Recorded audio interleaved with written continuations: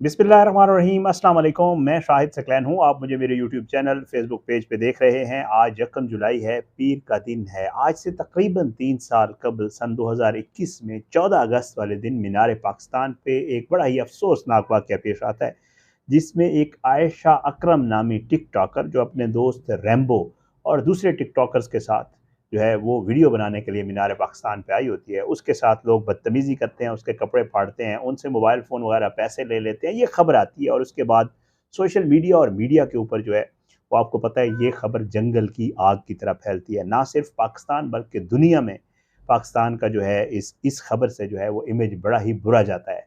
कहा जाता है कि ख़वातीन की पाकिस्तान में कोई इज़्ज़त नहीं है और इस तरह जो है वो सरेआम ख़वातीन की इज़्ज़तें जो है वो ख़राब हो रही हैं।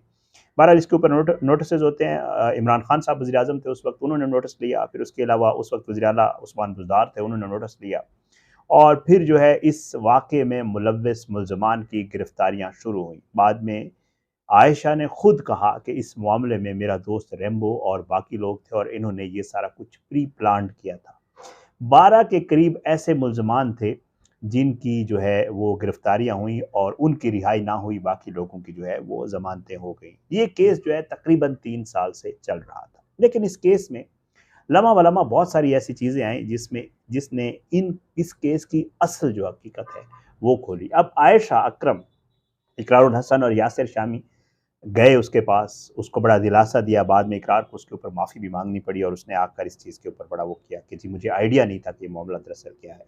तस्वीर बड़ी मशहूर हुई थी, उसके ऊपर मीम्स बड़ी आज तक बनती। बहरहाल जी, अब जो है आयशा जो है उसने एक एफिडेविट जो है वो बाकायदा तौर पे अदालत में 3 साल के बाद जमा करवाया है। आज की इस वीडियो में ज़रा इसके ऊपर बात करेंगे कि किस तरह लोग मामलात को इधर-उधर हेरा-फेरी के साथ जो है वो करते हैं, ड्रामे करते हैं और इन वाक़यात से जो है पाकिस्तान के अंदर तो अंदर, पाकिस्तान मुल्क के बाहर भी जो है वो पाकिस्तान का नाम ख़राब करते हैं और फिर एंड पे आके जो है उन सारे मामलात से किनारा-कुशी इख्तियार करके कहते हैं ये तो हमने जो कुछ किया ये अल्लाह की रज़ा के लिए किया है और बस अब जो है हम नहीं चाहते कि कुछ और हो।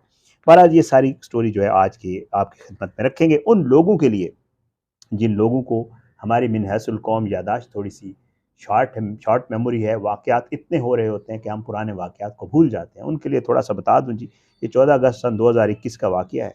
खातून आती है और उसके साथ ये सारा कुछ जैसे मैं आपको पहले बता चुका हूँ। खातून अपनी एफआईआर में एक चीज़ लिखवाती है कि उसकी अंगूठी और कान की बालियाँ भी ज़बरदस्ती ले ली गई। बड़ा ही आप खुद सोचें ना, इमेजिन करें कि खातून ये कह रही है कि जी मुझे मेरे कपड़े भी फाड़े गए। तो इससे बड़ी हमदर्दी मतलब क्या हो सकती है कि ख़वातीन में, इसको बड़ा हुआ था। अच्छा जी, ये मुकदमा जो है लारी अड्डे में 17 अगस्त को जो है थाना लारी अड्डे में ये दर्ज किया गया था और इसमें जो दफ़ात लगाई गई थी वो पाकिस्तान की दफ़ा 354 ए औरत पर हमले या मुजरमाना तरीके से ताकत का इस्तेमाल और कपड़े फाड़ना, 382 कत्ल की तैयारी के साथ चोरी करना, लूट की नीयत से नुकसान पहुँचाना और 147 फसादात और 149 के तहत जो है मुकदमा दर्ज किए गए। बहुत सारे बेगुनाह लोग भी इसमें गिरफ्तार हुए थे। मैंने बहुत इसके ऊपर वीडियोज़ की थी और सारी तफसील आप मेरी टाइमलाइन पे जाएँ, पूरी एक तफसील मौजूद है। बहरहाल जी, बाद में ये पता चला एक वॉइस में, वो वीडियो भी मैंने इसके ऊपर भी एक वीडियो की थी। एक वॉइस नोट आया जिसमें जो लोग गिरफ्तार हो रहे थे, उनसे ये आयशा अकरम और इसका जो दोस्त रैम्बो है, ये मिलके उनसे डीलें कर रहे थे। एक वॉइस नोट आया था और उसमें आयशा और रैम्बो आपस में डिस्कस कर रहे हैं कि अगर वो इतने पैसे दे दे तो फिर उसके खिलाफ मैं मुकदमा वापस ले लेती हूँ और उसकी रिहाई हो जाएगी। तो बाद में एक मामला ये भी चला था। फिर उसके बाद इस आयशा की और भी बहुत सारी वीडियोज़ आई, कुछ नाज़ेबा वीडियोज़ भी इसकी आई थी। बहरहाल वो उसका अपना ज़ाती फ़ील है। लेकिन ये है कि अब जो एफिडेविट सामने आया है वो मैं आपके सामने रख देता हूँ। इसमें इसका जो मेन जिसको मुल्ज़िम करार दिया गया था वो इसका अपना असली दोस्त, जिसके साथ इसने सारी ज़िंदगी वीडियोज़ बनाई थी और कहा था कि मेरे भाइयों की तरह है, फिर कहती थी मेरा दोस्त है, फिर वो इसके साथ रहता भी था और पता नहीं क्या कुछ, बहुत सारे मामलात हैं इस केस में। मैं इसलिए कह रहा हूँ कि ये लोग शर्मनाक हरकतें, इसलिए मैंने शर्मनाक लिखा भी इसलिए है कि ये लोग अपने मकासद के लिए चीज़ों को और रंग देते हैं और फिर उसके बाद जो है मुल्क की बदनामी का बायस बनते हैं। और उस वक्त याद होगा आपको, मुल्क में मुझे जो असल गुस्सा है वो यही है कि मुल्क की बदनामी का बायस बने थे ये लोग। अब ये एफिडेविट बादला जनाब गुल अब्बास साहब, ये एडिशनल एंड सेशन जज लाहौर हैं, इनकी इसमें जहाँ बयान हल्फी जमा करवाया आयशा अकरम साहिबा ने और ये फरमाती हैं कि जी मैं फ़लाँ जगह रहती हूँ, लाहौर की शादरा की रिहायशी हूँ और मैं कहती हूँ कि जी मैं जो है इस मुकदमे में जो उन्वान वाला है, जो आपको पता है जो भी मुकदमा है, और आपके सामने ये समात है जिसकी पेशी जो है वो 25 जून को मुकर्रर थी। वो कहती है कि जी मैं इसकी जो है मुकदमे की मज़ीद पैरवी नहीं करना चाहती, अब मुझे कोई इससे लेना देना नहीं है इस मुकदमे से। वो कहती हैं कि जी मैं मन मुखलफा जो है अल्लाह ताला और उसके रसूल सल्लल्लाहु अलैहि वसल्लम की रज़ा के लिए जो है अपने तमाम मुल्ज़मान को माफ़ किया है। ये कि मन मुखलफा को मुहल्लफ़ा को मुल्ज़मान के मुहल्लफ़ा कहते हैं जिसने बयान हल्फ़ी दिया हो कि बरी होने पर कोई एतराज़ नहीं है। असल में मामला ये है, मैं आपको बता देता हूँ। इसमें जो मुल्ज़मान हैं उन्होंने बरियत की दरख़्वास्तें डाली हुई हैं।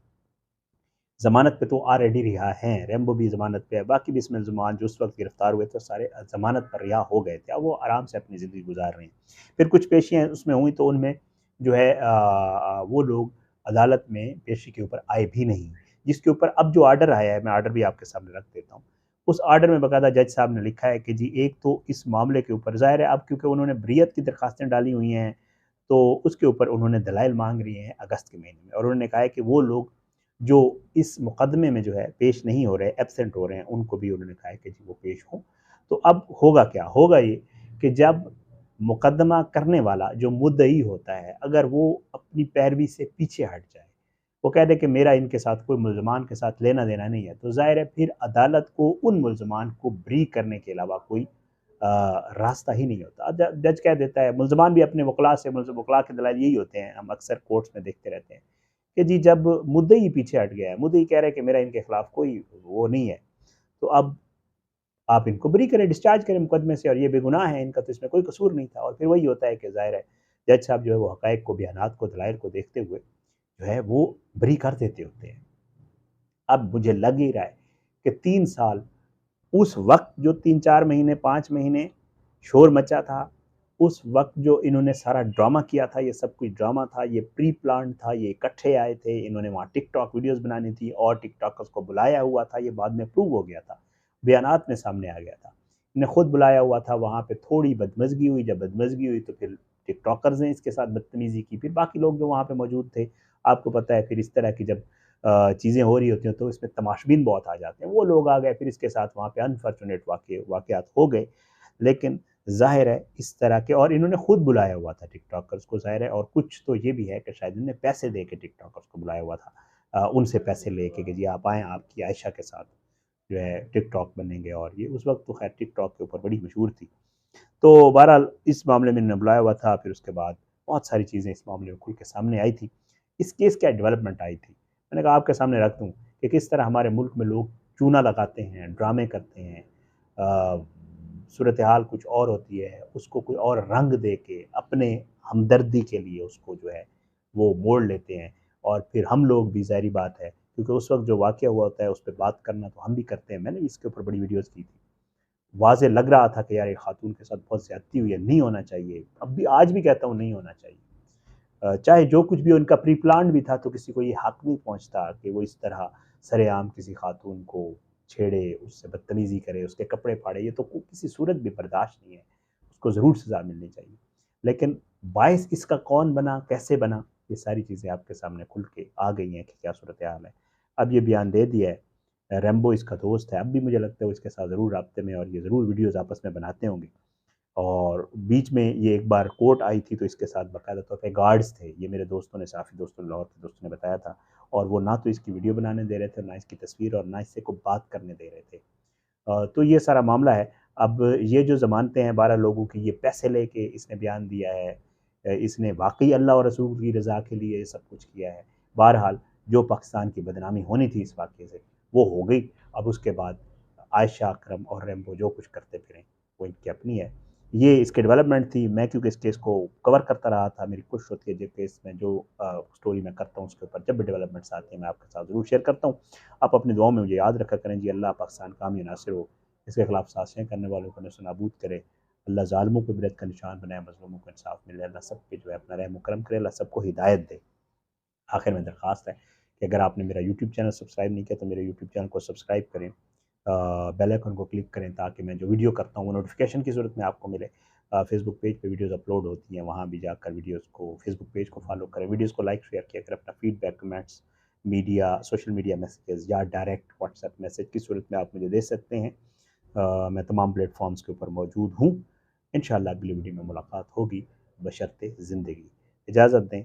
पाकिस्तान ज़िंदाबाद।